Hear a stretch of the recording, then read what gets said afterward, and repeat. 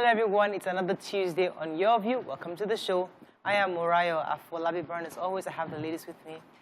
Okay, in the building. Yo. Good morning. Good morning. Good to have you. I'm fine. Thank you. What are you doing today? Anything interesting? Nothing. We're just working. Meanwhile, I want to rant. Okay, go ahead. I cannot understand how a minister who was in charge of the train that was kidnapped, people were kidnapped from, has the effrontery to come out and say he wants to run for president. And he has not rescued the people on the train. Me, I don't understand, though, what's happening in this country. Why are we so nonchalant about... This is over almost a month, Abi, since these people were kidnapped. Nobody's doing anything about it. Nobody's saying anything. The Olowo inside, they have released that one. The bank of Kini, the other people, the pregnant women, everybody, children, they're still there.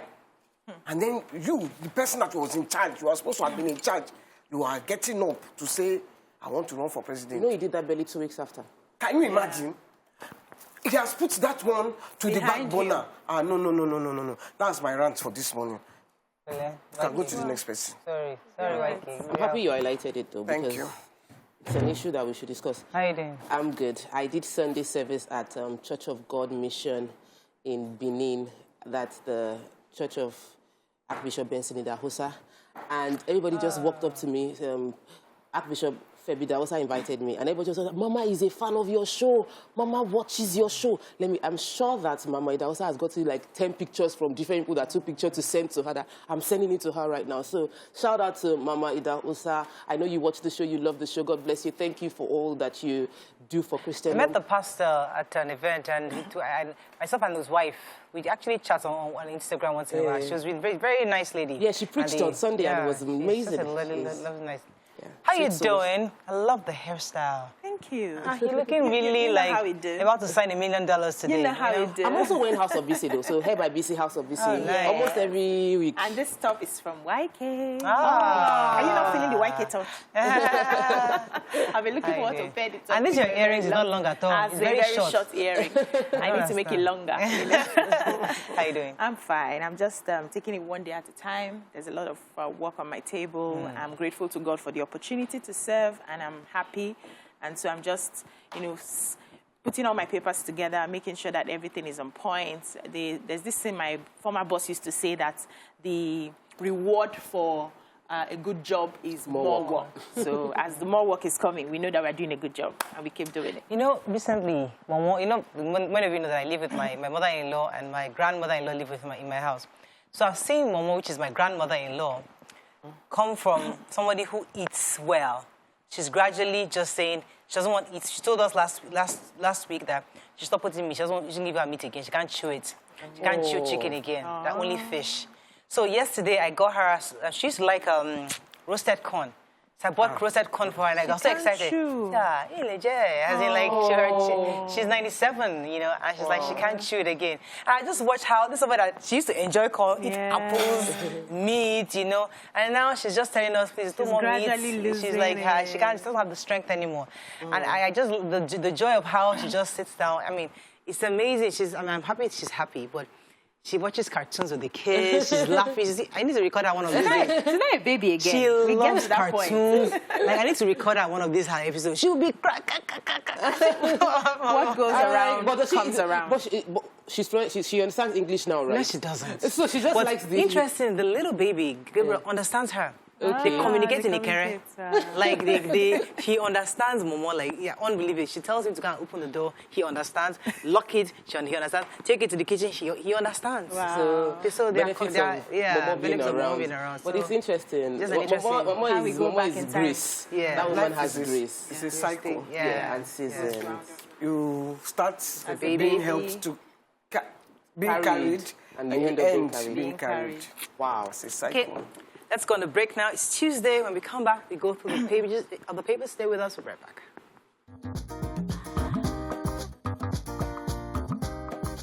Stay tuned. Your View will be right back. Thanks for staying with us. We're going to start with The Nation. PDP ex-governors aspirants reject consensus candidate. TCN disclosed Genco's trade blames over poor power supply. Alaafin's body buried, according to tradition, says Oyo High Chief. The nation's Olola Day wins Global Journalism Award. APC begins sale of farms in Abuja and states. World richest man Elon Musk buys Twitter for $44 billion. Really? Okay. Yes, so we know the issue with erratic power supply. Okay. And the three major players were busy trading blames. You know, the players, the generation companies, the distribution companies, and the transmission companies. Now, the generation companies are saying that they have the capacity to generate even more than 4,500 megawatts of electricity, but they are handicapped because the discos have been rejecting the load allocation. The distribution companies are also saying that the Gencos, yes, the discos are saying that the Gencos are economical with the truth, but they will not respond now. They will take their time and write out a statement. The TCN, on the other hand, saying that they are not able to operate to capacity, and because of the extra load, it's affecting our national grid. I think one of the issues we had is the fact that the load that is being rejected is what is affecting that national grid. Now, the domestic and industrial consumers, those of us here, are the ones, you know, suffering when these elephants are fighting. You know, when the elephants are fighting, the grass suffers. And there's nothing we can do about this now, except they come together to have a conversation on how they can do what they do best. And now the Gencos are saying we can actually give more power. But you people are rejecting. People rejecting are saying, we are not rejecting power. We can't, you know, tell you exactly what is happening. We need to take our time to respond. Right. They tried to reach the TCN. TCN is the transmission company is owned solely by the government. And so far, we've not gotten any response. So hopefully they will tell us how they plan. We don't want to know the problem, how they plan to resolve it. They tried to call them. They were not send a text. They didn't reply. That's the TCN. Yeah. Okay, so APC is now selling forms. So they've given the price. Whether you complain or you don't complain, you are not a member of the party. The party people are going to start buying the tickets now. They said for the tickets for presidential, governorship, and House of Assembly, it will be handled at the secretariat, at the three national secretariat, the three designated national secretariat. However, for other positions within the states, is handled within the secretariat of the 33 states. The sales are starting today. So if you are one of those that are in APC and you want to contest, go and buy your forms. And if you need funds, go online and see, test the level of following that you have. Right. They will buy the form. So they are laughing over you. You have that story? Okay, have a story. They are laughing. Yeah. No, what I read was his wife. That's another paper. Oh, okay. So I was reading about his burial because there was controversy about how he was buried. So yeah, I think the palace has. I'm trying to say the person that said it from the Basharoon of Oyo, the chief Yusuf Ayola was saying yesterday that he was buried initially according to Islamic rites because he was a Muslim, and they had to pray over the body. But after that, he had to be taken to Ilinla, which is the where the kings are buried. So we can't witness his actual burial. So it's not something where the public could be aware of. And that is that same burial for the Oni and the Alaafi. So and he said there's nothing wrong with him being, because the controversy was around the fact that they brought his body out. Yes. Usually they shouldn't have brought his body out.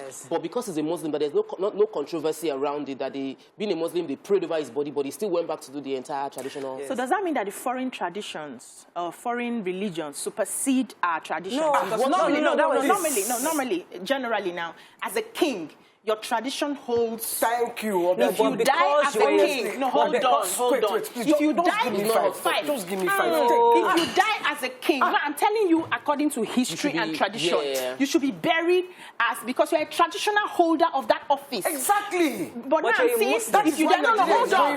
No, so our religion, the foreign religion now supersedes our.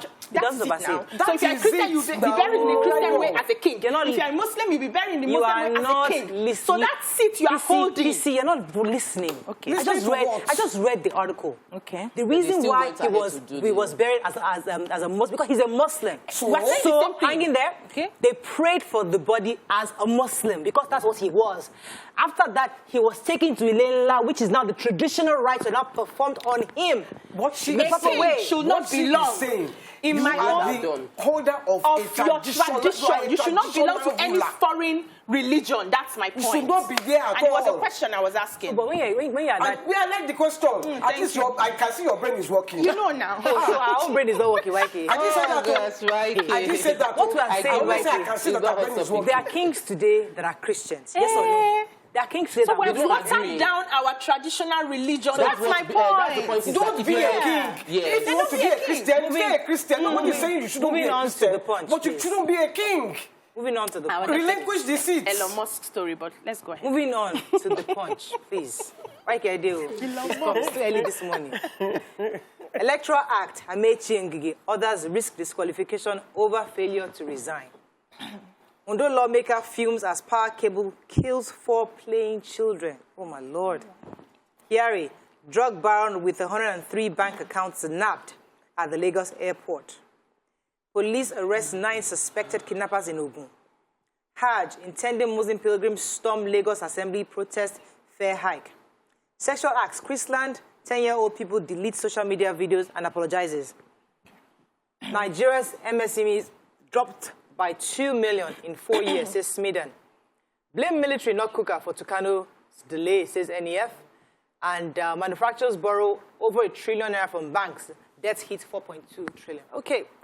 So I wanted to take first the Chrisland's little girl who has deleted her social media. She had on one called Likey and another TikTok. She had where she was dancing. How many videos? I can't remember how many videos.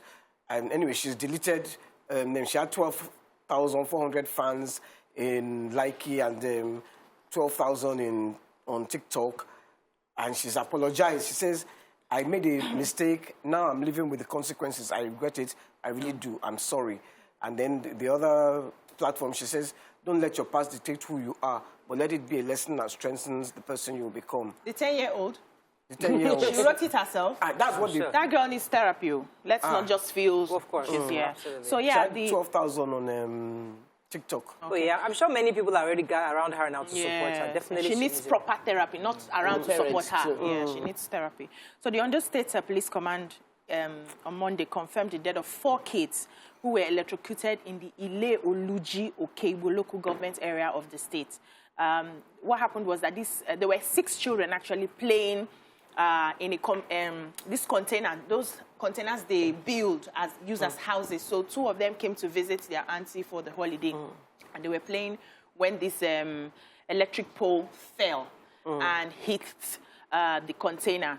So 4 of the kids died immediately. I think 2 have been taken to the hospital, and now they've been advising that houses are not supposed to be built, or containers are not supposed to be built directly under these cables. Houses. Yes, because anything can happen. But this was actually a container, so maybe they were living in the container. And I think that's the power body saying that they may not have the right to, remove people who live under, but they are going to, for any house they see under that cable, they are going to disconnect them from power so that things like this is avoided. Now, the government needs to step in. Yes, this is because this leads to the same disaster that happened 2 days ago.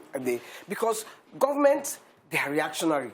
When you see these things, Why don't you stop remove it. Waike, if you stop them from building houses, they'll say we are they'll come. Waike, it's 2 sides of the coin. Have to, look, as a to leader, prevent it, you yeah. have to have that heart. Yes. Let me tell you, in my area, on the way by the bus stop, there is an NNPC. When we first moved there was an NNPC sign that don't build Along these lines. Because there are There was a pipelines. market there. Cars passed there. One day, God Something might forbid. Anything can But happen.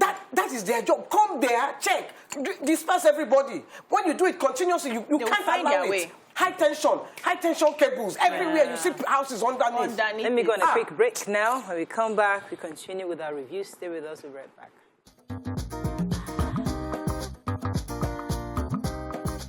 Stay tuned. Your view will be right back.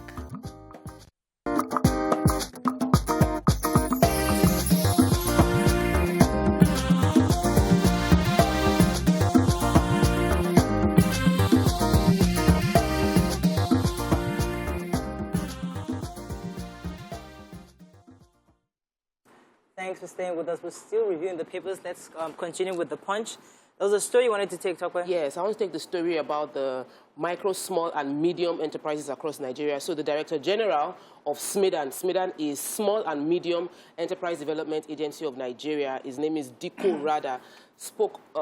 Disclosed yesterday that between 2017 and 2021, Nigeria dropped the 2 million businesses, 2 million small and medium businesses had to close shop.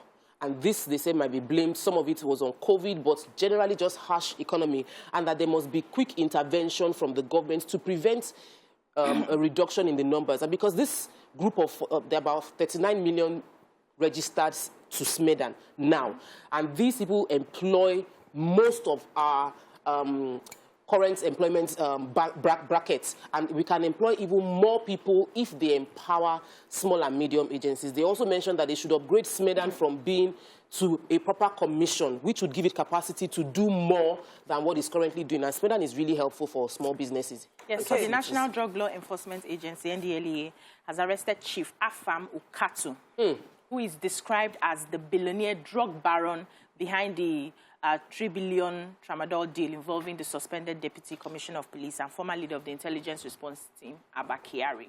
Now, he was on his way out to Abuja, and he was nabbed at the International Airport, Ikeja.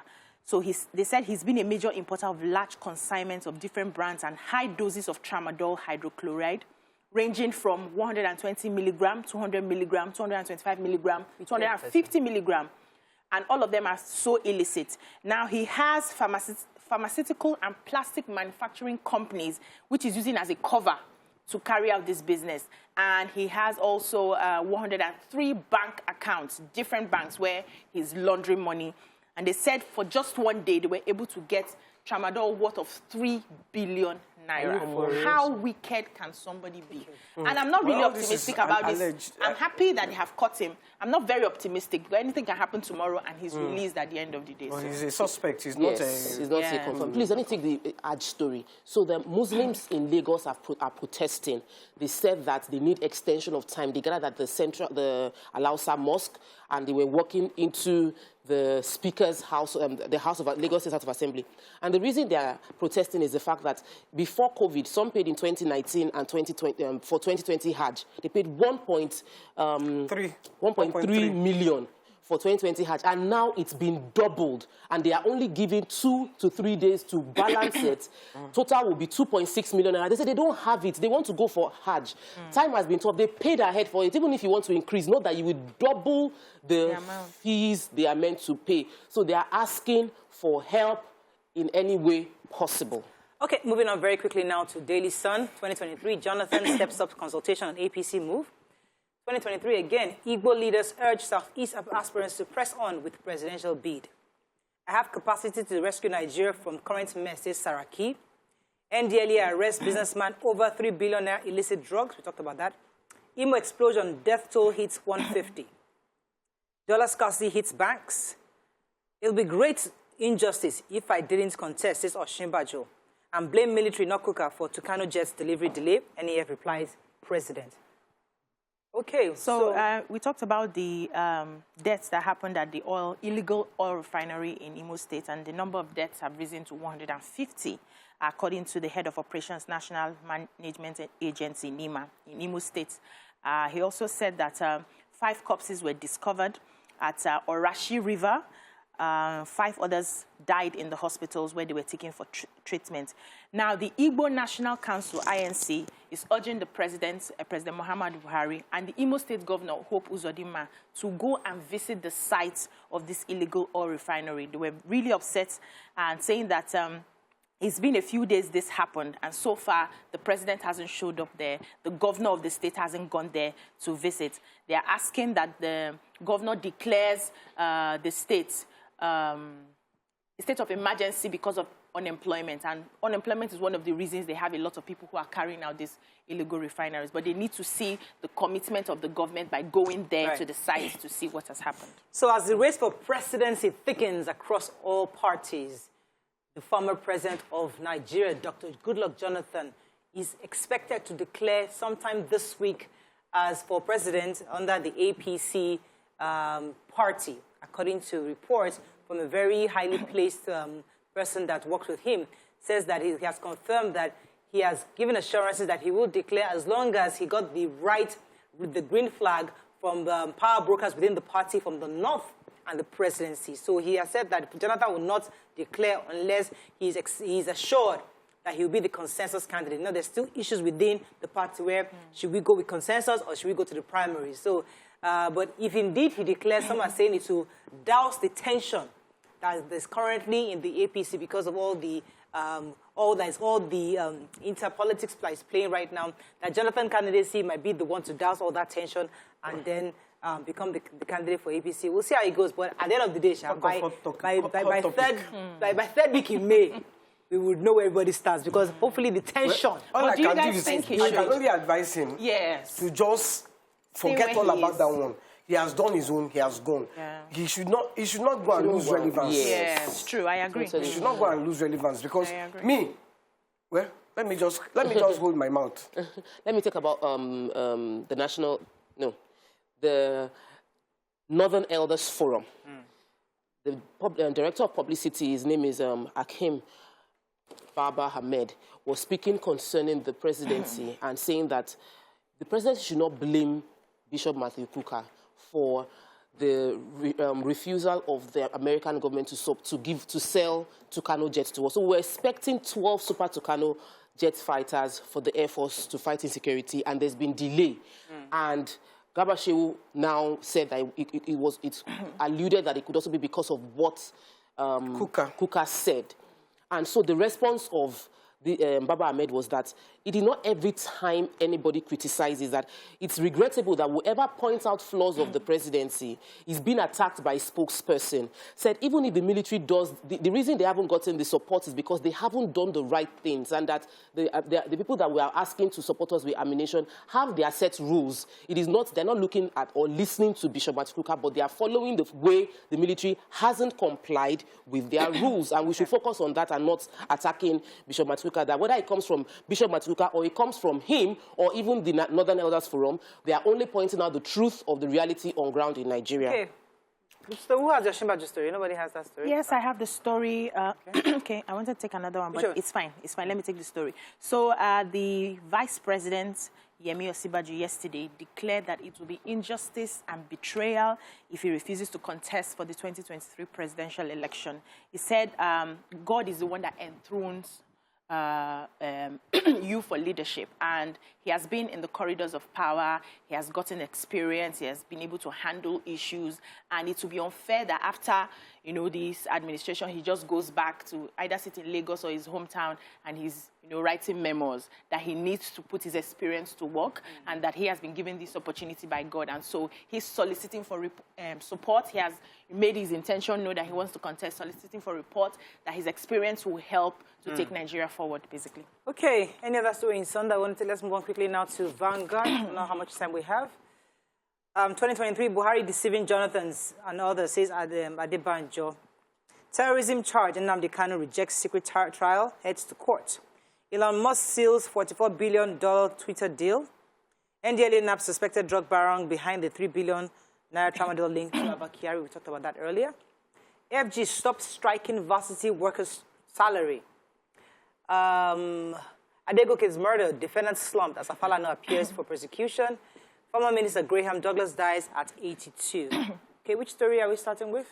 So, ASU and the union are suspecting that the government must have started a no-work, no-pay policy for striking university-based unions. And they are saying that, they have started the strike. They started it on February 14. They had to give another extension and then continue the strike.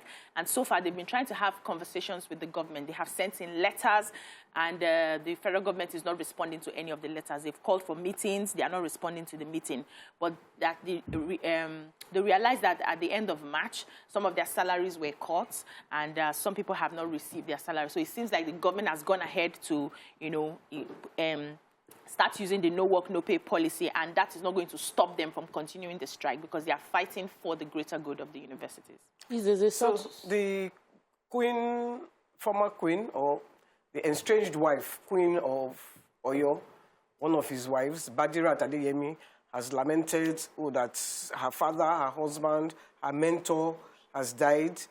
She was very close to him, and she just read it on Instagram, in the papers. So she took to her Instagram page to say, "Oh, my darling, you are dead. I thought you were coming back, but now you are gone." That's him and her, they were like Siamese twins. So, but the palace, because she was the favorite wife, they now did it and they drove her out of the palace. Wow. That's scary. Something happened in Lagos around Egbeda, Alimosho area, 9 p.m. At La Silva Bar, Gowon Estate. The policeman was trying to shoot into the air to celebrate his boss, who was getting sprayed, and he shot and killed 2 people, and 2 others were injured. They said the policeman was drunk. Ew. And he ran away after that. There were videos of what happened. Somebody shared it on Twitter. He's an escort, apparently, to this rich man. So sad. Nigeria. Like, I don't understand. How do we even survive this country? How do you drink with a gun? I don't know. Let's go on a break. There's just so much going on. Let's go on a break. When we come back, we move on to our hot topic. Stay with us. We'll be right back.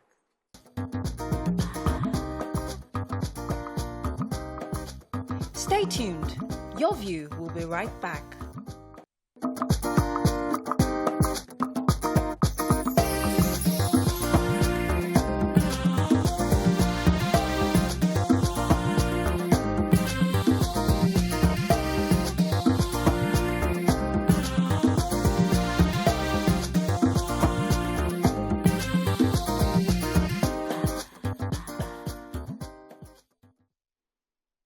Thanks for staying with us. So in the papers today, we read that former President Dr. Goodluck Jonathan is likely to declare sometime this week. And there are also indications that he will be decamping to APC. This obviously is an issue that many Nigerians are thinking, okay, should he or should he not? As we know, it's his constitutional right to run. He still has one more term that he's yet to complete, and he can choose to run. But there are indications that he might be decamping to APC. Others are saying, is it the right thing to do? There are also other aspirants who are also trying to run for office, and there are other factors like the Electoral Act, Section 84, Section 12, that is still stopping them from currently resigning at their position. So there's so many things playing right now in the political realm. And I'd like to hear your views on it. You can call us on the numbers on the screen, 081-270-53687, 091-390-7694. You can also tweet us at TVC Connect. Please hashtag Your View TVC so we can read your tweet. All right, so the former president is thinking of throwing his hat into the ring. What are your thoughts? Why and for the opposition party, not even his own party that we knew him with, he too has now jumped ship. He has not jumped ship. We are thinking. He may or he may not. We don't know yet. Because this is just based on the papers today. So anything can change by tomorrow. But if he does jump ship, how does that matter to you? Have you ever really seen a difference between APC and PDP, really? No. Okay, so that's some we know that there's no difference. Just in name. According to them, there's a difference. Which is? APC is the progressives. They are more, how will I put it? People leave PDP because they feel like APC is more democratically progressive, that is more open to people. PDP is like the, what would you call it? The Republicans? No, PDP is like PDP sees themselves like we are the oldest party. We've been on ground for many years. We're more consistent. And in terms of breakdown of what makes characteristics, I don't see the difference. But APC says they are progressive. PDP have been there forever. But concerning this topic... PDP are retrogressive. They say they are retrogressive. Since one says they are progressive... Let me talk about former President Goodluck Jonathan. I feel that former President Goodluck Jonathan was... he became a deputy governor under PDP. He became a governor under PDP. Vice president under PDP. President under PDP. Don't do this. Don't sell yourself. You've already gotten there. You're not desperate. You've tasted it. You've become the president of Nigeria. If he moves to APC, I'll feel like he just sold himself. They wooed you, and you fell.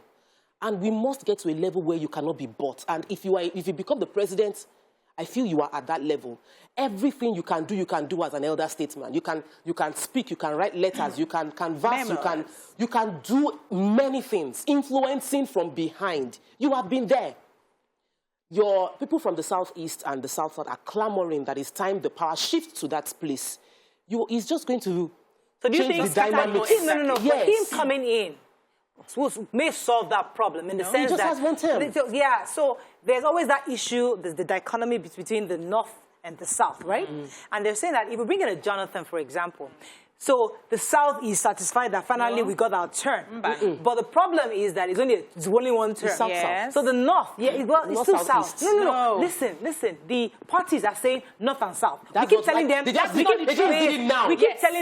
that southeast because they're not being specific. The north is APC will say we are zoning to the south.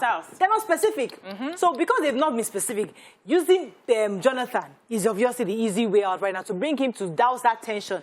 But are we going to take that bait? Because it's just one term. Yeah, so Jonathan cannot douse that tension. The people of the southeast are saying, so far, so good, since 1999, we have not had this opportunity. So far. So bringing someone from the south to do a second term is just, okay, let's just shut you people up for the time, and then the power goes back to the north. And the southeast are seeing through this to say, this is not what we want. We want someone from the east extraction to be the president. Give us a time, give us a turn, zone it to us, because every other, a south-south, for instance, that's Jonathan we're talking about, has experienced presidency. Middle Belt hasn't. They also have a say in this conversation. Of course, the Middle Belt has. But right now, the way they are positioning it is turned for the southeast. But, after the southeast, we can look at the Middle Belt. Anybody who gave us that? Was Middle Belt. Why is it southeastern? Why not Middle Belt? Why don't we start with Middle Belt? No, but everybody has hanging there now. Hold on now. In Nigerian constitution, the first thing you hear is three major ethnic groups. What do you hear? And then we have 6 geopolitical zones. Yes, what do you hear in that? So the first ethnic group, the second major ethnic group, and the third major ethnic group, then we can now start dividing it to the geopolitical zones. So that's how it is. There's no north and south in the constitution. In response to Jonathan coming out, there's something I heard very early in life, and it has helped me. You leave the stage when the ovation is loudest. Because you don't know whether this will come to this at the end of the day. You had your opportunity to do with... They say when the spotlight comes on you, do the best that you can do because you may never get that opportunity. Now, wanting to come back... Is another opportunity. Is another opportunity that may even mess up your name. And maybe also because they may just be using you as a stooge. And may also increase your name. It's 3 sides, 2 sides. Yes. It might make it worse, may make it better. But right now, that is not what Nigeria He might be the hero we need. No, we don't need him. We have tested his heroism. Right now, there's nothing is going to change when he comes back. So he should sit down. How would you say that categorically? You can't say that now. I want to point out some things about it. You see, first of all, when Jonathan was there, he didn't have good PR. Yes. Because there are a lot of things that he did. He did. He worked. That we didn't hear about. Yeah. This railway line that Amechi finished, he started it. Yes. Agriculture, he had additional then. Yes. He was the one that brought in additional. So, but he didn't have good PR. Yeah. He did roads, power. Listen. Nigeria talking 2 sides of that. We're all on this table. We were all on this table. They did not steal Nigeria dry more than when Jonathan was there. So let's not pretend. They're stealing more here now. They're stealing more now. Okay, please land. Now, I am not saying he was a good president or a bad president. I'm not even judging him. I'm just saying he did not have good PR. Now, this present government used that against him, and they brought him down. When they brought him down, what did he do? He left Dǝadly. With integrity. Peacefully. With integrity. People are the ones hailing him. He should leave it like that. Yes, so for his own good. He has no business going back there because when he was there, we abused him. So we do not know, and we cannot say there was no fault in his government. We cannot. Corruption was right. It was right. Absolutely. Yes. It's still right now. So because so the same argument the VP is using. Wait, let me finish. Wait. You finish now. I will finish. The people that he wants to go and stand on their back to become president again are the same people that brought him down. Yes. Is he all right? What's waking? Now it's convenient for them to use him. so that they don't give it to the Southeast. He should be wise. The same argument the VP is using to become president. He's saying that I have been in power. I have experienced it. I know exactly. Jonathan was there. He can see better than anybody else because he has been there. He has been through that path of even with Chibok girls, with the headsmen that were there, the Boko Haram that we had. So if there's anybody that can be president at this time, maybe it is him indeed. So there's a possibility that he actually might have a role to play in this. So I would even be surprised, but you know, APC would. It's politics, and politics, they'll say, oh, the lost sheep came back, or he has realized we are the best party. They'll give any excuse. But if APC actually welcomes PDP, if APC welcomes Jonathan, I'll be wondering, you campaigned against this man. Like, you had a major months of saying this was not a good person. We want to come and better what he has done. He crumbled Nigeria. Now you want to bring him into, like, it is all shades of wrong. So, but now, thank you. So there's another part of it. I wanted to respond to your question. I thought we wanted, the APC was supposed to have primaries. Because he is saying he wouldn't run unless he's the consensus that all of you have agreed, it is me. And APC, all the other aspects are saying, no, we want proper democracy. Let us go to the polls. Let the primaries, let delegates decide who's going to be. So why that's where I'm having an issue. Let's go on a break. When we come back, we'll talk more on this matter. Stay with us. We'll be right back.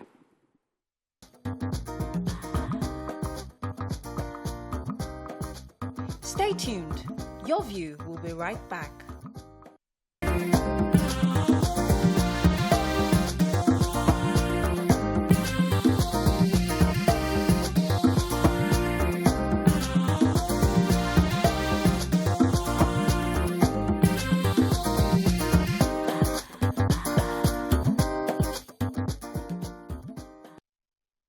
Thanks for staying with us. We're still discussing this hot topic about the possibility that the former president of Nigeria, Dr. Goodluck Ebele Jonathan, will declare for president very soon, and possibly under the party of APC.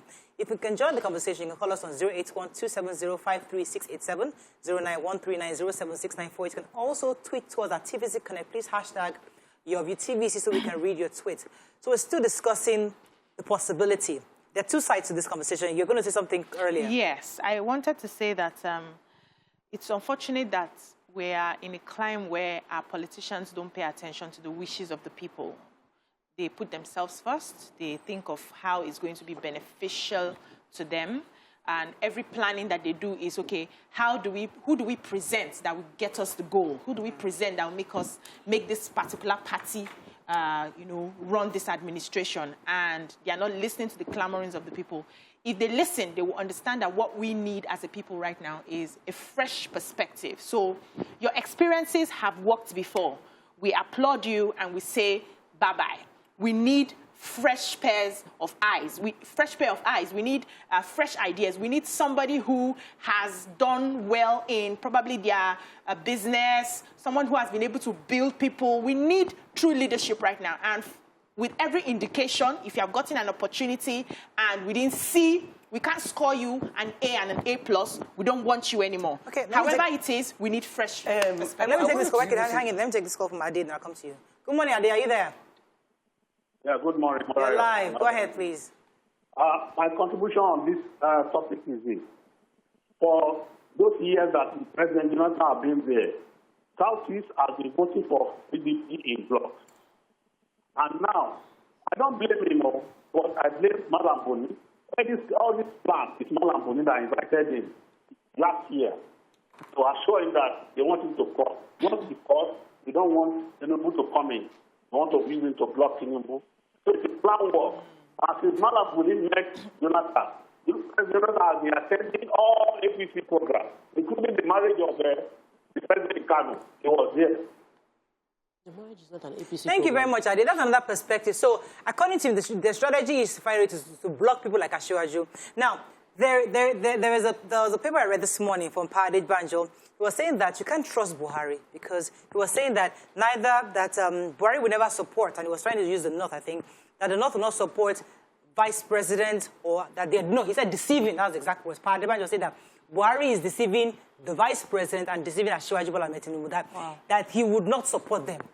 That's according to Pa Adebanjo. And if we link that to this, that they are only trying to use this Jonathan support, because Jonathan is saying, I would only come out if I'm sure, because that means that the northern elders and Within the northern party. parties have agreed to pull him, therefore, as the consensus, if that is what he's leaning on. If that happens, that's a problem, because what the Ashewaju camp is saying is that they want true democracy, meaning that let the delegates vote, let the party members vote, and choose who their leader is, and whoever it is, they will accept it.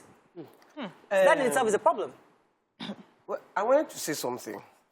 You see, my own is that I was born in 1961. And from 61, I have watched Nigeria progressively get worse. Progressively. Not even small. Like we're running towards it. We are getting...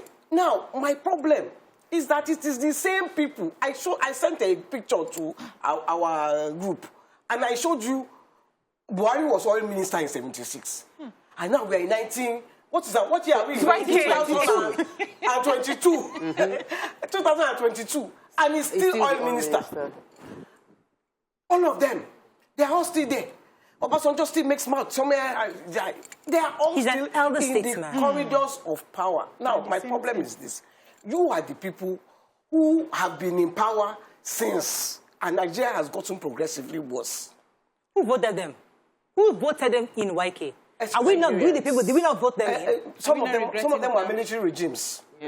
Some of them, so don't say who voted them. I'm telling you, I said since I was born in 61. We say progressively decline. I was aware, since I became aware politically, it's the same people that we have been recycling.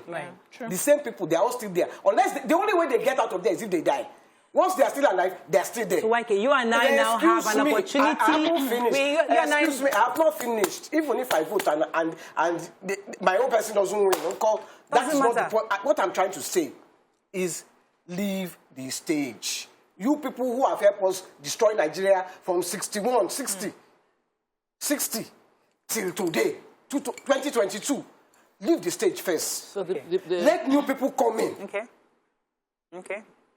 Whether it is southeast, northeast, northwest, not central, southwest, I don't care. Let the competent person. I think that's a valid point. I think that's a valid point, YK. So you're not saying that it's not about us voting in. It's like, just leave first. All of you, clear the way. Don't say you're coming back. Don't say you want to help. Just leave. Don't say you have experience. Let's have the fresh faces. I mean, new pair of eyes. Right? Okay, so I get your point taken. Let me take this call. I'll come to Subway. Good morning. Are you there? I think I have a call. Yes, I'm still here. From Maiduguri, you're live. Go ahead, please. Hello? You're live, Grandma. Go ahead, please. Yes, good morning. I like your show. I'm watching it right now. Thank you, sir. I just want to say a few things and... Go ahead, Grandma. Okay, I just want to advise if the former president Goodluck Jonathan, I would like to advise that he shouldn't join any other party to go back again. There is something we say in Hausa, in Maiduguri here, that anybody who knows how to dance should not include jumping in it. So I would advise that he shouldn't go back. What he has done before is good, and then he has left with good integrity. So I won't advise that he should go back. Okay. So that's all I have to say to you. Thank you, Grandma. All right. Yes, I like that adage. So, yes. I didn't even get the adage. Anyone who knows how to dance should not include jumping in it. When you're jumping, you don't really know how to dance. I don't learn that one. Okay, go ahead. My worry is that we have people who are governors. Similarly, once they finish their time, they go into the Senate. And then we have people who have always, in the past, 12 years, 16 years, the only job, what is in their CV, is politics. And I think that Nigeria doesn't necessarily need politicians for the next level. We need competence, we need technocrats. We have a major crisis on our hands. Thank you. You go on the streets outside Lagos, other places, and you're wondering what is going on. You see videos from some parts of Nigeria, and you're like, is this Nigeria? It's a war zone. And it's as if the current political class sort of feel immune to the challenges that is facing the average Nigerian. So it is important we bring that thought of, okay, we've tried politicians for so long, let's try people that have run business, that have managed affairs, and they've successfully seen problems and built something above it. And when we try that and we feel it doesn't work, at least we've tried something different. Let's do something different. I think we can end with that. I think you said that recycling. So I think from the conversation we've had, what we agreed here is that we don't like the recycled system. Anymore. Let us bring in new, fresh faces, and let's try technocrats. Yes. Let's be done with those politicians. Let's bring in people who have new ideas, especially because of our economy. We want to create an economy, want to create more jobs. Especially because Nigeria is in such a bad state, and it's the same people that have been there since. Okay, YK, you made that point earlier. I must say it again. Point taken, YK. Thank you very much. We have to wrap up on this. Let's go on a break. When we come back, move on to another topic. Stay with us. We'll be right back.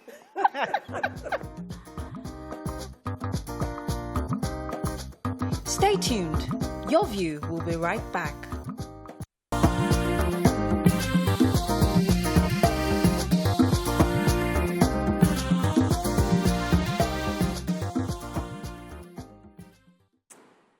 Thanks for staying with us. So recently, a famous Nollywood actress had come online talking about the fact that she had lupus. She was speaking to a presenter, Chudi Jidonwo, at the time. She had said that the doctors had told her she only had 5 years to live.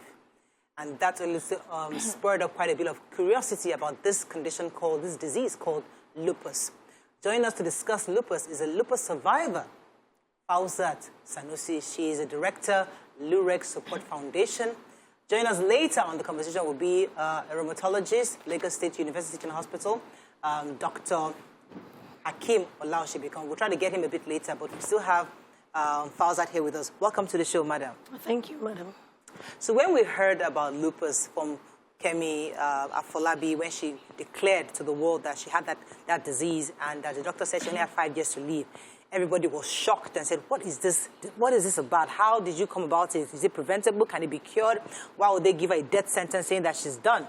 But you're a survivor, and that interested us to bring you on the show to talk about this condition. Tell us what lupus is and how you're able to survive. Yeah, lupus is an autoimmune disease, and it's a disease that when you have it, you don't know you have it. Okay. Oh. And when you have it, you might have series of journey been wrongly diagnosed over the years. My lupus journey is 14 years this year, and it started in 2008. So it's been like, it comes almost immediately after my first delivery. Okay. So lupus is a disease that it presents this way. It's a condition whereby your body wants to protect your system. Immune system, yeah. But when it's done protecting, it keeps working and fighting your organs. So it's like the body fighting itself, its organs, its own self. When I started my lupus journey, the first thing I noticed was I had like a slight loss of hair. You know, the loss of hearing? Loss of hair. hair, just a little portion. And I talked to my husband, like, come, something is happening here. And I met my mom and elderly that my hair is going off. And they were like, oh, do you believe won't pay for money? First delivery, second delivery. I said, will I keep doing this at every delivery? Then fatigue and some other things. So I kept on taking medical advices. So then it came to a time I started seeing like some body lumps. So then I talked to my doctor that, so this is a lump in my body, what would it be doing there? He was like, oh, is it paining you? I said, no. Are you having any feeling? I said, no. But it can't stay like this forever. So I should just keep monitoring it. So the journey is so rough. Lupus presents and everything. It doesn't have a boundary. Wow. Yeah, so how long did it take you to be diagnosed that it's lupus that's the problem? It took me 10 years. What? 10 years of dealing with different things? Yes. Whoa. From the skin to the lungs, different So how did it get diagnosed? Did you go to the hospital? What exactly? Who then determined that it was lupus? Yeah, actually, when I couldn't understand it anymore, I kept seeing doctors. So it's so expensive to maintain. Every doctor you meet will give you a series of tests, right? You do this, nothing is wrong with you. You do this, nothing is wrong with you. I said, oh. So what do I do? I first of all took the step of having an insurance. So it could be... Yes, helping to reduce costs. So I used one of the very good hospitals. So they kept doing things. Then I could remember I had chest pain cough, I had fluid in my lungs. So I went to IDH, and they were like, you have tuberculosis. So I did all sorts of tuberculosis tests negative. I was like, all your tests are negative. And like, I should go and do a CT scan. So I did that, and they were like, there's something called Malaria tuberculosis. I've never had that before. So that was at the insurance level at Lagoon Hospital then. And it got so good I met Lagoon Hospital then. So they were like a lifesaver then. They kept on the treatment for about 1.5 years. And I felt I was doing the right thing. Until later, it presented in another organ. You kept moving from organ to organ to another. So lupus will leave the lungs, then it moved to my heart. I started having breath seizure. I can't talk for a long time. So I was like... So when you say you're a survivor, you have a question? Yeah, because this issue became more popular because of Kemi Afolabi saying, okay, there's a time. Is it a terminal thing, or and is it curable? Yeah, it became popular when Kemi actually spoke. But we've been on it like nobody is hearing us. Because immediately I came out of CCU, that is critical care unit. When I came out in, I think precisely October, I actually was like, why wouldn't someone have told me about this? When it came, the flare, it was something we call the flare period. It came really bad. I thought I would die. So I already signed out many things. Like I've written my will. Wow. I told my husband, just go on with life and let me know how my kids... What happens in the flare period? Flare period comes in different ways. So let me just answer your question. Lupus, for now, we are told is not curable. You only need to manage it through medications and diets. Okay. But the thing is, it needs more of love. Lupus is not terminal, but it is depressive. So when something is depressive, I think it kills more than terminal. Because I was with a 16-year-old lupus patient day before yesterday. 16-year-old lupus patient? Lupus patient. Wow. And she didn't smile for a long time. So every lupus patient will present and have different therapy. Because you couldn't actually, it's like we avoid stigmatization. Right. Like people will be like, oh, what is Why would they lupus? stigmatize? There's nothing in your body is showing that you have lupus, though. Because mine is hidden. Okay, some people because of the Malaria rash. Some people, you have the butterfly rash that comes up. And probably mine, because I'm a dark tone person, I can walk in the sun. But some lupus patients dare not step out in the sun. Wow. Let me go on a quick break. We'll come back. Hopefully we get the doctor's connection on so we can speak to him also. Stay with us. We'll be right back.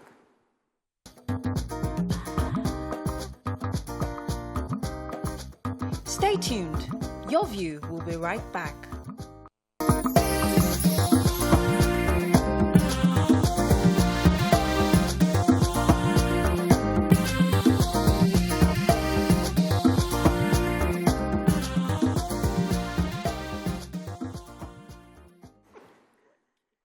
Thanks for staying with us. So we're still discussing this disease called lupus, and we'll be talking to a survivor so far. We'll have our doctor, Dr. Hakeem Olaosebikan from the Lagos State University and Hospital to join us. Good morning, sir. Yeah, good morning, ma. Good to have you on the show. Yes. So before you came in, glad. we had Fauzat here talking to us about the lupus being an autoimmune disease, saying that it actually is like the immune system is fighting itself. Give us a more clearer definition of lupus and how it can be diagnosed on time and then treated. Yeah, thank you so much. Thank you for providing this platform for lupus advocacy. Now, lupus is one of many autoimmune diseases. When we say autoimmune disease, what we mean is that our immune system, is fighting us. Now, our immune system primarily is supposed to protect us against diseases, against germs, against infection. For the reason we don't know yet, the immune system turns against us and starts to attack that person it's supposed to protect primarily. And when this attack happens, the body also tries to resist this attack. And this can lead to what we call rough fight, leading to inflammation and then disease. So the symptoms of lupus depends on the organs that are affected. If it is the skin that is being attacked, patient will have a lot of skin issues. If it is the joint, patient will have joint issues. If it is the kidney, they have kidney issues. So virtually no part of the body that can be spared with lupus when it comes to attack of the body. So there are about 80 autoimmune diseases, but lupus is one of them. And then it's just like diabetes, a particular type of diabetes is an autoimmune disease. So asthma is an autoimmune disease. So when our immune system is exaggerated, is overactive, and it now turns against us to attack us. So any disease that emanates from our immune system attacking us, we call it autoimmune disease. So doctor, let me ask. How do we diagnose? Go ahead, sir. Go ahead. Please go ahead. No, yes, I wanted to ask about diagnosis. And yes, okay.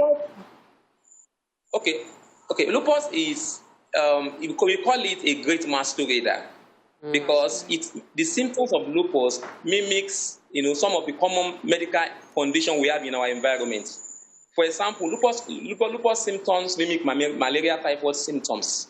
It can mimic infection symptoms. It can mimic cancer symptoms. So that is why most of the patients actually they are diagnosed late, because if you are not a rheumatologist or you have expertise in the diagnosis of such condition, you are likely going to miss the diagnosis. So the most important, what we tell our colleague doctors is that when you have unexplained malaria typhoid symptoms, and you have investigated for malaria turned out negative, investigated for typhoid turned out negative, you may suspect an autoimmune disease called lupus. Or when you have patient has unexplained, recurrent painful sores in the mouth, or painful sores in the nose, or painful sores in the throat, or recurrent hair loss that cannot be explained, by common diseases in our environment, you may suspect lupus. Or you have unexplained joint pain, swollen joint that is worse in the morning, usually on the small joint of the fingers, and then the cause cannot be explained. It might be due to lupus. So unexplained kidney disease, brain disease, it is a multi-systemic disease that is virtually, it can affect any organ in the body. Right. So what we tell our colleagues is that once you have unexplained medical presentations that cannot be explained after investigation, you may suspect an autoimmune disease, and one of them is lupus. All right. Okay, so sadly, that would make lupus a very expensive disease to manage. And our guest mentioned how diets can be helpful. But I want to understand, can diet spur on lupus? Like, is there anything that we are doing as human beings that can make lupus become? And is there something we can eat that would make lupus unlikely to happen? Okay, thank you so much. Now, let's talk about how do we develop lupus. There are two factors involved in the development of lupus before I answer that question, because they are related. There is what is called genetic factor. That is, we inherited some proteins, antibody-causing protein from our parents, and also the environmental factors. So the food or diet is in the environmental factor aspect. Now, you need interaction of the genetic factors that we have no power over and the environmental factor for somebody to develop lupus. Even if I'm exposed to all the environmental factors, if I don't have the genetic susceptibility to developing lupus, then lupus will not develop. Now, so it is not the fault of our patient that they acquire this lupus-causing gene from their parents. Because even the parents themselves may have the gene, but the gene may be silent in them if they don't have appropriate environmental factors to induce that gene to stimulate an immune system to overact. So when we are talking about treatment, now that means that we have a combination of different modalities: the drug, the diet, and the lifestyle. So diet alone cannot cure lupus, neither can it prevent lupus. So what we tell patients is that you need to ensure that you avoid, because inflammatory food, have been identified as one of the triggers of lupus. Okay. When you eat too much calories, too much calories, too much chocolate, too much sugar, too much salt, all the food rich in all this. Dr. Hakeem, let me pause you for a second. I want to throw a few more questions in for you. Go ahead, YK. Yeah, I wanted to ask, this disease, this actress, Kemi, was given 5 years to live. Is that a right diagnosis? Could she live more than that? Is there a time limit you can put on a person's life? Thank you, ma'am. Now, lupus is not a cancer. And when we diagnose lupus, we don't actually attach life expectancy to the diagnosis. Because lupus symptoms vary from patient to patient. You know, some patients with lupus, they have mild symptoms. Some have moderate symptoms. Some have severe and some have life-threatening symptoms. Now, it's unethical to talk about patients, but I would just say that maybe the person you're talking about, misquoted our doctor. But I don't think any rheumatologist that is well-trained will tell somebody that in lupus, you have a life expectancy to live. What we can only tell you is that this disease is a chronic disease. That is a disease that you need to live for you're going to live with it for life. Just like diabetes, hypertension, asthma, people have this disease and they live with it for the rest of their life. As long as they are taking their medications, they are avoiding triggers, and they will live a normal life with good quality of life. Thank you very much, Dr. Hakeem. Let me come to our guests in the studio because as we wrap up on this, for 10 years now you've lived with lupus.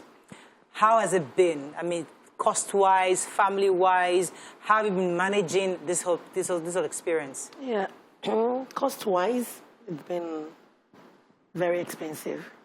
I think an average lupus patient, we spend like 150,000 a month on medication and food if she's actually taken averagely.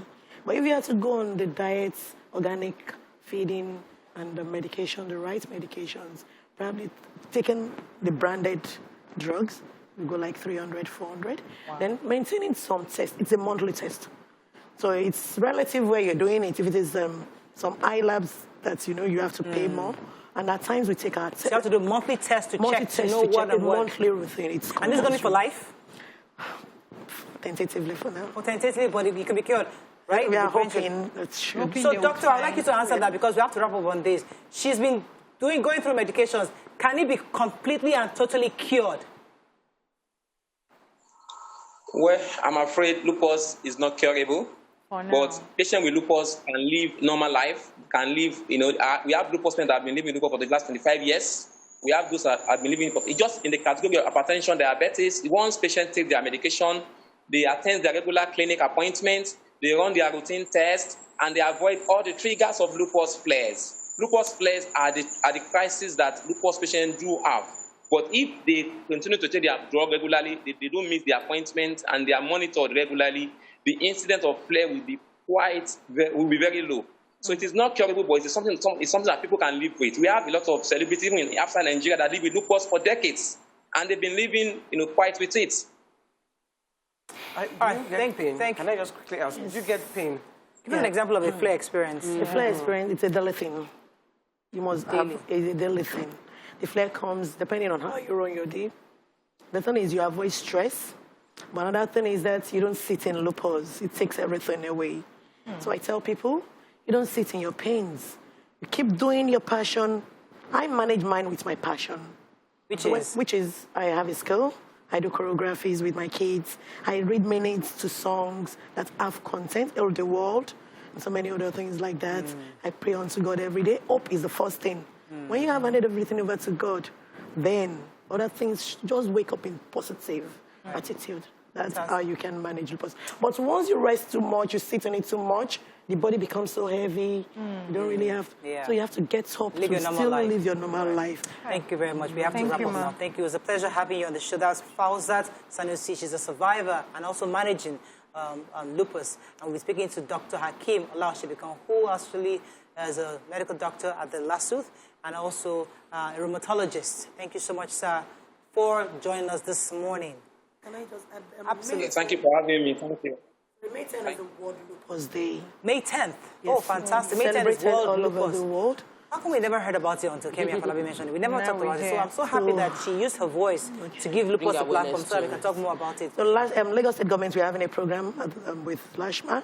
Okay. We are hopefully the lupus patient needs more people to come on board to give them insurance facilities. And we also need to be, we can't stand for long.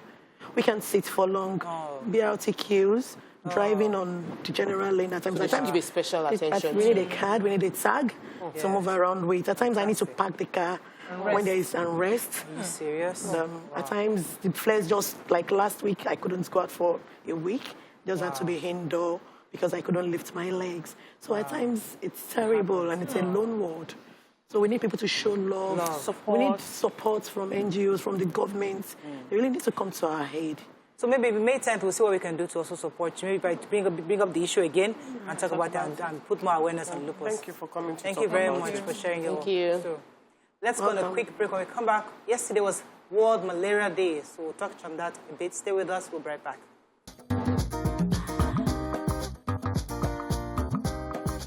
Stay tuned. Your View will be right back.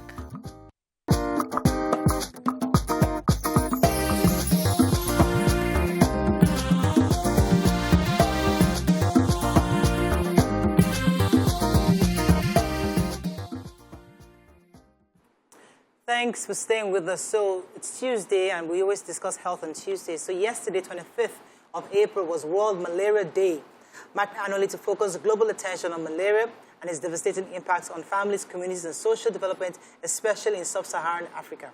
Joining us to discuss more on this is Dr. Abimbola Oshinawa, Lagos State Malaria Elimination Program Manager. Welcome, madam, to the show. Thank you very much. So you're trying to eliminate malaria only within Lagos State? Oh, no. Nationwide. So tell us about the work you've done. Yesterday was World Malaria Day. Oh, yes. What work are you doing, and how can we support the work you're doing? Okay, thank you so much. And I'm really happy to be here. World Malaria Day is a day that is celebrated to create awareness generally about malaria. Malaria is a preventable and curable disease caused by the bites of infected Anopheles mosquitoes. And it's transmitted, rather, by the bite of Anopheles mosquito, and it's caused by Plasmodium species. There are various types, but the one that is commonest in this environment is Plasmodium falciparum. So generally, malaria is can be deadly, particularly if it's not managed properly in our pregnant women and children under 5. So as a state, what we do is we want to ensure that everyone is aware of how to prevent malaria, part of which is ensuring that our pregnant women and children, when they go for antenatal services, they are given a net, and our children under 5, when they finish or complete the immunization schedules, they are given a net. Likewise, our pregnant women, when they are pregnant, from 16 weeks, they commence on what we call intermittent preventive therapy in pregnancy, and that is the use of sulfadoxine pyrimethamine, which they're to use monthly till delivery. Likewise, we also have a responsibility as individuals. Our environment, what are we doing about it? Your sphere of influence, what are you doing about it? Is it clean? Because many of us do not realize that we can actually be breeding mosquitoes. So if you have containers at home that are not covered, those are fantastic breeding sites. Containers of water, your gutters, they are not flowing. You may have leaves. You may have plants at home that collect water. So any form of water body or anything that can collect water can actually breed mosquitoes. So we ourselves the duty to ensure that we do not in any way have those around us. And then how are we disposing of our waste? Because they also serve as breeding sites. And then likewise, many of us, we are fond of saying, oh, once I have a fever, it is malaria. If we do not test before we commence treatment, we can get ourselves into trouble. There are many other diseases that mimic malaria. COVID-19, for instance. Lagos stress itself too can, mimic malaria. Diarrhea, upper respiratory tract infections, there are quite a number of them. So we need to ensure that we are testing ourselves before treating, before we start any form of medication. Yes, ma'am. I think the way Nigeria is, it seems like everybody naturally has malaria.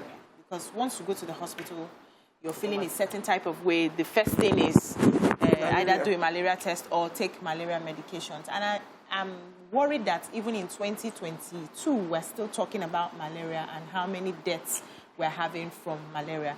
Now, in going further, is there any plan to tap into the vaccines? Because I know that there are vaccines available. Yes. Is there Lagos State planning to tap into this vaccine so that we see how we can, at least for the children, if we can sort them out, the adults will find ways to take care of themselves? Okay.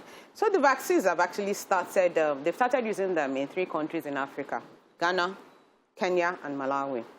Definitely, it's one thing that we're going to get to eventually, but it's just a process. It's a pilot phase, and gradually it will be expanded with time. So for the time, about 1 million children have been vaccinated in these countries. But like I mentioned, it's a gradual process by the World Health Organization, and definitely will come down to us. Yeah, I was going to ask you about the vaccines. Then you talked about the vaccines. we humans, we have a distrust of vaccines, as you could see during the COVID-19. Even me, even though I took the vaccine, I've been praying that I don't see one disease down the line that was caused by the vaccine. I would have thought that in Africa, we have managed to manage malaria by treating it, by building an immunity to the disease. When you catch it enough times, your body, mosquito can bite you till next year, you won't catch malaria. Do you think it's necessary to do this vaccine? How are you going to convince citizens that this vaccine is not one foreign way agenda? Giving you 66. Okay, the vaccines are basically for children between the ages of 6 months to 5 years. If you remember when I spoke, I talked about the vulnerable groups. The vulnerable groups are pregnant women and children under 5. So the vaccines are targeted to them because of the fact that they are prone, the immune system is not as developed as those of the adults. Then, at the same time, we also have to consider the fact that I mentioned breeding sites. If you not in any way manage our environment, we can spray as much as we can do everything single, we can treat ourselves, but we'll keep getting reinfected because the transmission is also happening. So definitely, everybody has a part to play. So as much as we are using the vaccines, we also have to ensure that we are doing the proper things. We are sleeping inside our nets. Our pregnant women are taking the intermittent preventive therapy in pregnancy. Our environment is very clean. And we are testing before we start any form of treatment.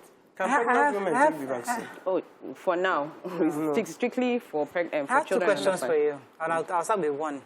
I have a friend, and I hope she's watching, that I know that every 3 or 4 months, she just gives malaria drugs. With or without, the body is not hot. Her own is prevention. I can't be going to the hospital. So every 3 months, she calls all her children, hey, everybody, malaria drugs. After that, so next 3 or 4 months again, she calls them again. So and I told her, like, how would you, for me, it's like, it sounds really, really weird. But what would you say to that kind of person? I would advise that person to stop. Why am I saying this? In the past, we used to use chloroquine to treat malaria. Unfortunately, chloroquine is not as effective as it used to be. We now have artemisinin-based combination therapy, ACTs. The ACTs, they are the only medications that we have at the moment. If we overuse them and we abuse them and it stops working, there's really nothing to fall back on. The mortality would increase. ACTs are used for treatment, not for prevention. Prevention is one way that has worked is sleeping inside the nets. And when we ensure that it can be uncomfortable, but then when you think of the cost of treatment, the time, the economic cost, because many of us just look at the fact that it is quite uncomfortable. You forget the fact that you're going to waste time treating yourself. If you are, okay, let me put the scenario this way. A child is ill.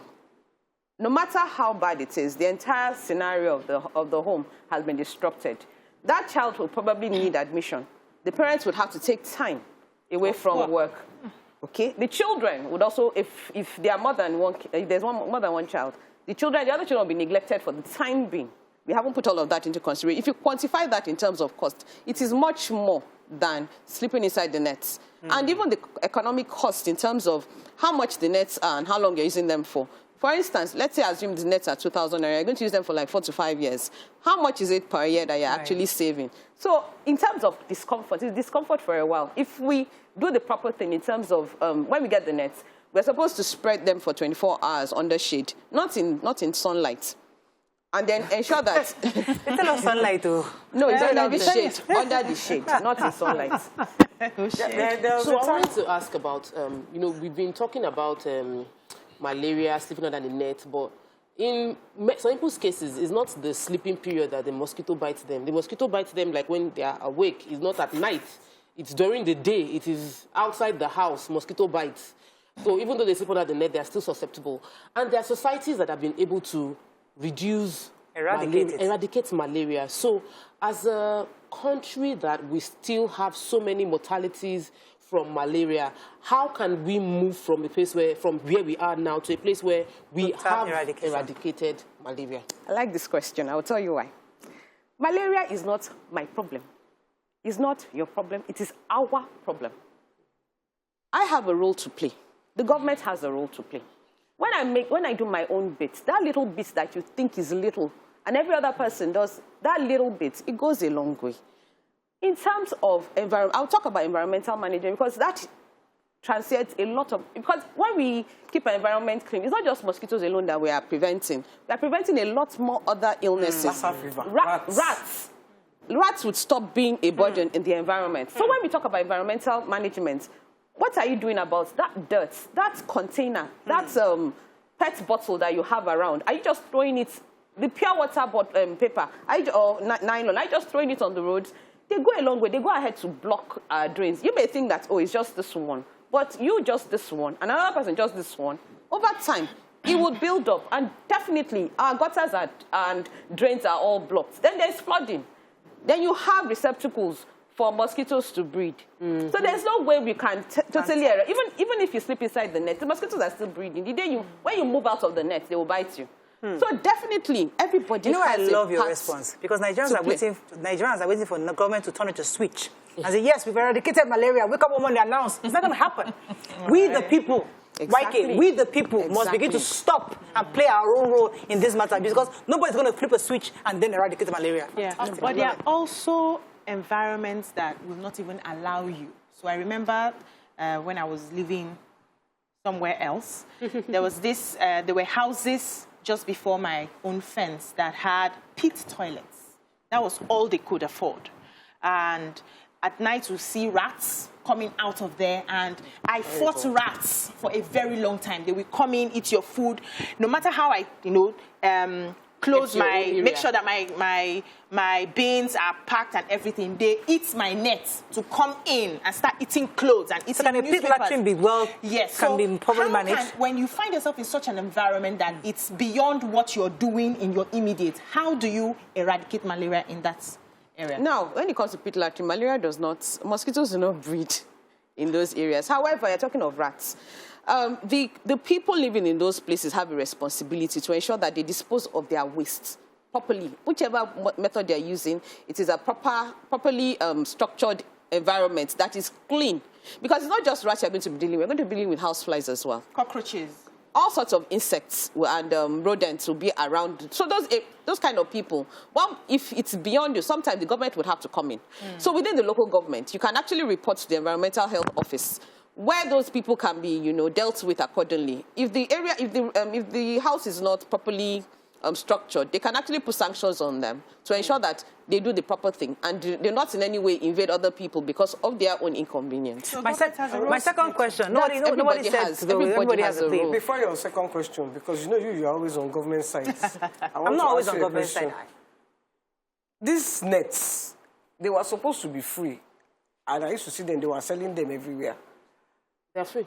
They're supposed to be free. They used to sell them. Some are selling, but it's free. These same nets that are supposed to be. It's we the people that are selling it now, on the road. It's free. The people. In the hospitals, it's free. They'll collect it in the hospital and go, and we the people will now go outside and start selling it. Yeah, that's Nigeria. Buy from them. So we're all compensated. The other question I wanted to ask you. I'm guilty of this, and I want you to let me know if I'm right. No, I'm wrong, no. But there's some times where some people like me, I don't have insurance. I'm looking for a good insurance. If you guys can find a good insurance, I'll be happy to pay. So I pay out of pocket. Now, I know how much I pay in the hospitals, taking my child also, because to prevent that payment, whenever their body is hot and everything, I say, you can't bring malaria, you can't buy malaria for me and use for them, because I can't go through that whole thousand again in the hospital. So that's what a lot of moms like me do, because we automatically, once your body is hot and you're weak, we just put malaria, we just give malaria drug. I know it's not right, but how else can we do it in a way that it is right? Beyond insurance is one way. The other way is to we have what we call malaria rapid diagnostic test kits, which you can get in the. Oh, fantastic! I didn't know that. You can get in a pharmacy or a chemist. It's very much around, so you can actually use it to test before you treat. Oh, great! By yourself or you still treat, yes, and still spend money. We know how to treat that, because the same thing they'll tell you. They'll give you this way is cheaper than you having to go and do your test. Because ordinary consultation, you pay just. But there's a process. You want to ensure that you're doing the right malaria. No, besides that, you are following the instructions as it is. Follow it. Because what has happened is because people treat themselves with these drugs when they don't even have So in Nigeria, many years ago, chloroquine, you couldn't use chloroquine, Nivaquine has been eradicated. You can't You know, there was Okay, we have to wrap up. So it's yesterday was World Malaria. Is there any message you want to pass before we wrap up? Yes, everybody's effort counts. We all have a role to play. It's not just the government's problem. It's everyone's problem. And until we realize that we need to do our own bit, government should be arresting the people that are not doing their work now. Government is chasing Boko Haram. Please leave them alone. You just go and arrest them. Let them go and do it. Well, do we really need to be told what to do? Exactly. We know what to everything do. Government. Some of us do it, but some people don't do it. I guess we need to enforce truly. Do Okada not know that they shouldn't go on the wrong side of the road? Enforcement would actually don't arrest them, they will. We have to wrap up. Thank you very much. That's all we can take on the show, madam. Thank you very much. It was a pleasure having you on the show. Nice meeting you too. Have a great day. We'll see you tomorrow. Bye for now.